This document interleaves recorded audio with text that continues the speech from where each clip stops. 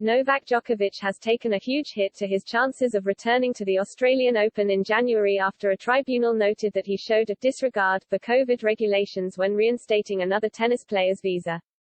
The world number 7 had his visa cancelled twice and was ultimately deported on the eve of the tournament in January, and could now be stopped from obtaining a new visa for the country for up to 3 years.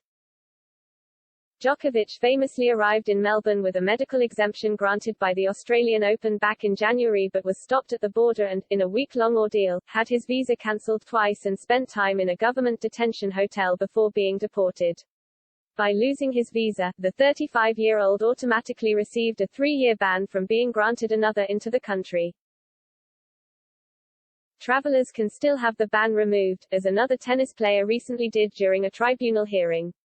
Renata Varasova arrived in Australia at the end of December with an exemption explaining she could not take the vaccine and even played a doubles match before Djokovic had his visa cancelled, and others who received an exemption from the Australian Open also lost their documents and were asked to leave the country.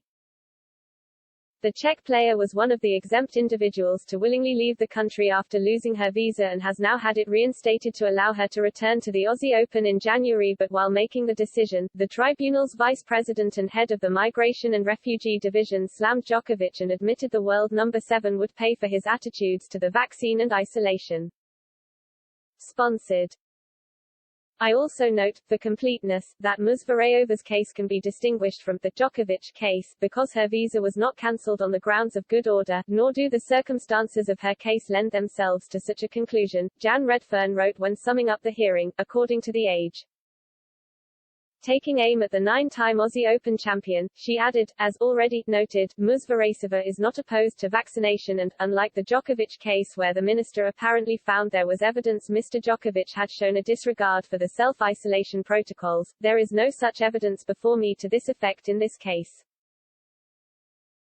When Djokovic's visa was first cancelled over his medical exemption, it was reinstated following an appeal as it was found he had tested positive in December and could qualify for not being vaccinated by means of recent recovery from infection.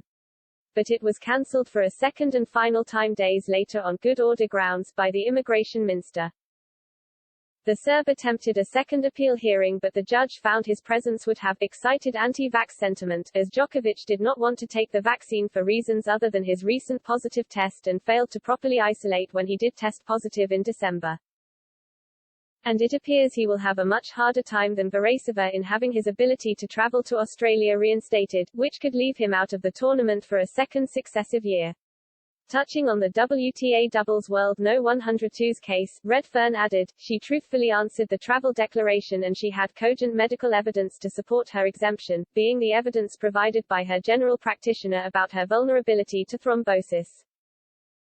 Notably, Ms. Varasova did not need to rely on the fact that she had previously contracted COVID-19 as a medical contraindication to vaccination because she had a medical basis to delay vaccination.